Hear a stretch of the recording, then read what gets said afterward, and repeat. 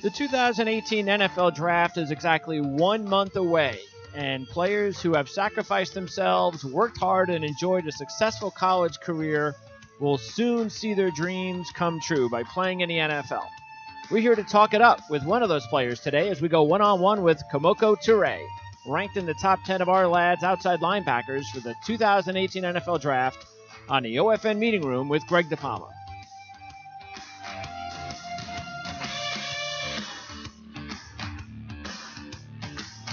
How you doing?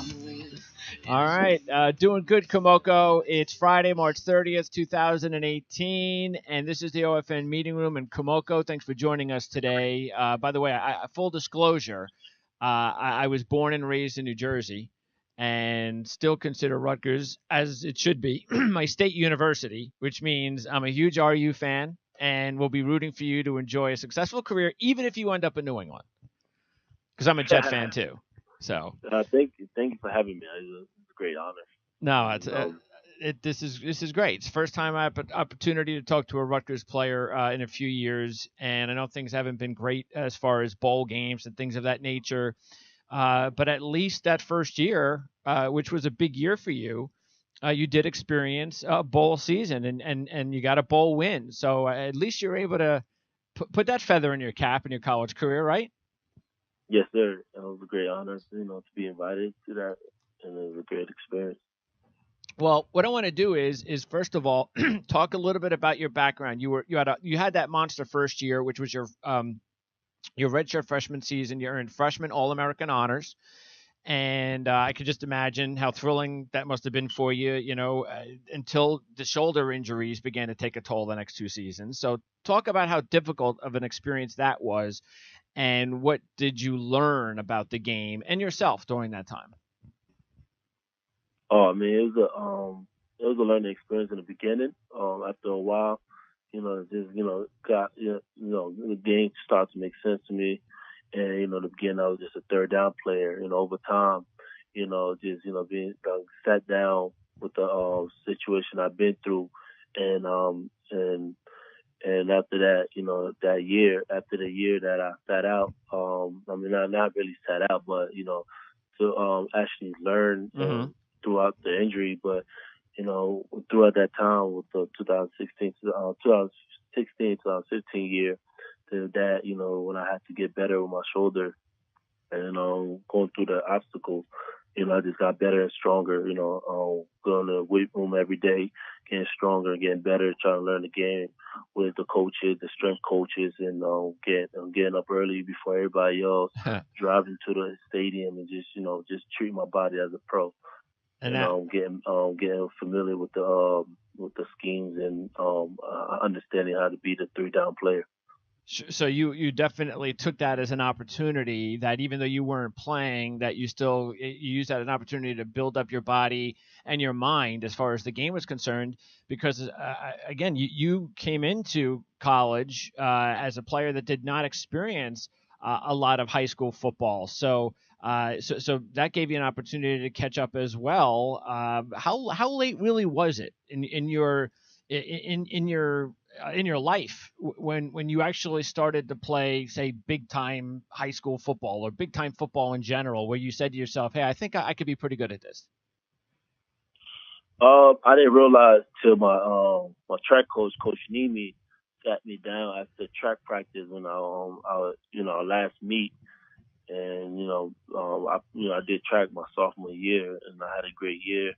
And I did in my junior year, but that junior year was going to my senior year. He sat me down like, you go into your senior year, I want you to, play football, because I was doing good. I had a scholarship for track, also a sport that I was good at, but, that's something I was doing for fun, trying to get better for basketball. But, and then he's like, I want you to play football. And I didn't really notice until he, told me my potential, and I didn't believe in myself. He took me to camp, and then I just, I'm a visual learner, and I just, went to camp and just watched other kids do the drills and try to do it better than them, trying to critique myself and just try to do it better the way the coach was coaching it, and then just watch the coach and then just learn right then and there. And then, Awesome. And that helped me out, and it got me an opportunity, for Coach Flood, who was who was his first recruiting class. Gave me an opportunity, and during that 1 day camp, and gave me the scholarship in a 1 day camp, and it was a blessing. Terrific. That's awesome. And I read that your mom preferred, which most moms do, prefer you don't play football, prefer you play basketball instead. But I don't think, knowing moms too, I guess there wasn't any "I told you so" when you were dealing with those shoulder injuries. That must have been kind of tough on her. Yeah, it was. She just having a talk with her, because when I wanted to play football, she was just scared, just watching me, because she didn't understand the game. Just watching this person just get hit, but it was just like every mom that's what every mom would do when they Uh watch huh. their own kids Yep. getting hit or something. So, I just had to tell her that I'm the one who's doing the pounding. So after that, she started to understand, and she started to come to the game. She lives in Georgia. She, travel from Georgia. Every time I tell her I got a game, she just travel, take the Chinese bus, and just try to watch me. Wow. And over time, and then when she came to our first game, that first game was Michigan game. I told her that we're gonna win that game, and it was an excitement moment for me to show her that I could really be good at this game. Then that's when I blocked the field goal. I thought I was gonna do it for her, or whatever, and that happened, and that's when everything started. Yeah, because I was actually going to ask you in a little bit what would be considered your biggest win, or maybe even a game that you would show scouts to if you had one game. So would the Michigan game be that game? Yeah, Michigan would be that game my redshirt freshman year. And if they talk about my senior year, I said Washington. If they told me to pick one game out of my senior year, I said Washington. But my best moment, I was just telling her to watch that Michigan game, and it was a very special moment. And for me to do that, and then I thought it was like a usual thing for college, kids to do, but it was like, nah, I'd never seen kids that just drop straight up and just block a field goal. And I was like, wow, I didn't know that, just learning the game. And over time, I just realized that it's something more in me that I didn't know. Like just blocking the field goal over time. I learned how to bend. It's like I just kept finding over the years. I just kept finding new things that I could do, and it was just like a special moment. Well, you know how it is in the NFL, especially from what you know, is that they, especially with the salary cap contracts, if they can find a player that can do more than one role, especially special teams, and especially someone that might be able to impact the game with block kicks, that I gotta guess that is going to be something that no matter where you go, will be part of your early future of trying to break in before you get even more playing time on the regular defense, wouldn't you think? Yeah, I know it's a blessing, to be an opportunity from where I came from, coming from Rutgers and not getting a lot of exposure, and just being where I'm at right now and situation I am now. I thank God, and being invited to the Senior Bowl, and and then being a practice, winning the linebacker of the week, getting that award, Yep. being Yep. the best linebacker after going against a lot of different linebackers. I mean, and then just winning that award just showed me a lot, and coming from that shoulder surgery, and had a lot of doubt about that, and then just being there and showing myself off and showing the team that I could be one of the top players, one of the top linebackers out there, and going into this draft. Now, you played the jack edge rusher spot last year, so now you've got experience playing stand up and in the dirt. What happened at the Senior Bowl? Did they have you doing both? How did that week go as far as how the coaches saw you and how they wanted and felt that was your best role? Where at the Senior Bowl? Yeah, at the Senior Bowl week. Yeah, correct. Oh, I went out there, just following direction and just doing what I'm supposed to do, Okay. and just learning and just listening to Coach Cooler, who's our linebacker coach, and Okay. just following direction, just watching film and him teaching us what we're supposed to do. So I'm just like taking notes, and also I was a special team, and I haven't really done especially a lot of special teaming in Rutgers. I was like, this is the best opportunity, special team is really important. Sure. Special team is really important. So I was like, I gotta get this roll down. And that's the thing. That's something. That's another obstacle that I gotta get better while and take advantage of this opportunity. You know, being good at special teams. Special teams is very important, especially in college and especially going to the NFL. Especially if you got a 53-man roster, you got to play special teams. And you know, I learned from Coach Cooler, you know, linebacker, and just learn, you know, the special team role and learn my opportunity to just work hard and just run to the ball every day, and you'll make plays. And then that's what I did, and that you know that stood me out, and then helped me get an opportunity to do being that that was only 5 awards, and I was one of them with Shaquem Griffin and the rest of the top players. That's awesome. You mentioned recently, I read that you have a chip on your shoulder. Where does that chip come from specifically? Can you tell me? Yeah, go ahead. Chip. I said that because you know, coming from Rutgers University, Uh-huh. you know, I have a chip on my shoulder because you know, for a kid that you know that didn't have the media exposure like every other linebackers in the country. Okay. You know, and you know, just being at Rutgers, you don't have that media exposure. That's so true. Like me having the opportunity and me knowing my potential and not everybody knowing, like, it's like I have a chip on my shoulder. I feel like I have to show myself. It's like I feel like I'm going back to my freshman year in high school, and I know, but not a lot of teams or not a team in NCAA knowing about me, and I had to work extremely hard and just try to be noticed and try to get a scholarship. And it's like a deja vu in the same situation that I am now, that not a lot of people know about me. You know, having a great freshman year that was talked about in top rounds, and you know, having a situation I've been through, but not a lot of people know that, you know, that I fought through that.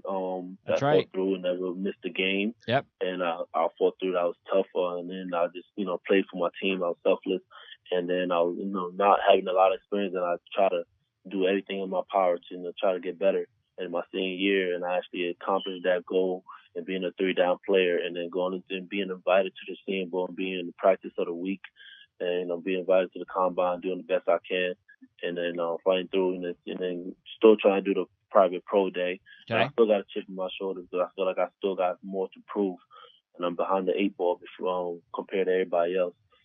Awesome. My top linebackers. All right, couple more questions I have for you, Kemoko. And which player over the years in college that you played against impressed you the most? Which and it could be offensive or defensive. Which player that you watched over the years that you just were like, wow, this guy is something else? The most player I was shocked with in the defensive side. A lot of people was talking about Shaquem Griffin. I'm really cool with him. You know, got to know him. And then I watched Trey Adams, who I went against, and his offensive tackle. He was in the left side. You know, went against him. He's pretty good. I didn't, you know, compared to my whole college, I didn't really, you know, look at every tackle like, oh, they're better than me. Like, it was like, I know I'm gonna try to beat them to the ball. I know I'm gonna get in the backfield if I don't get that stats, because like we was like in Rutgers, we was like the underdogs, and we had a lot of good we had a lot of corners, you know, experienced corner that year, which, you know, kept me from having the sack that I wanted. But you know, but I said, you know, Shaquem Griffin and the Oboe and Trey Adams, and those are players that, you know, shocked me, especially Shaquem, you know, being a player, been, you know, his situation. Yep. And he just, you know, fighting through and then accomplished a lot of things that people didn't see. All right. How and why? Go ahead. You have something else? Yeah, that's it. Okay. How and why would you recruit a high school player to enroll at Rutgers? If they asked you or you bumped into some kid in high school, and he was thinking about going to Rutgers, how would you pitch him on going? I just tell them, you know, keep working hard. You know, it's a hard process, but it can be easy. It depends how you handle it. Don't be indolent. And, you know, just keep constantly, you know, working on your craft, and you know, just, you know, stay away from trouble, especially come from outside the field. We got a lot of kids in New Jersey, that has a lot of talent, but the lack of education, and graduating or passing the SATs, keeping them from succeeding. And I was telling them, first thing you got to work on your schoolwork. It comes from outside. The talent is there, and they know that, but just gotta work on schoolwork, stay out of trouble, stay clean, and then go to camps and get more exposure, and just go to Rutgers camp, local camp all the time, and let them see you. And they're gonna see you, but the thing that's gonna keep you back is and it's just it's your education, lack of education, and keep working on your craft, keep practicing, because everybody's out there is gonna be better than you. You gotta fight, like you gotta go on it. It's out there. Some people trying to take that scholarship too. Yep. Well said. All right, last one. Do you have a favorite NFL team?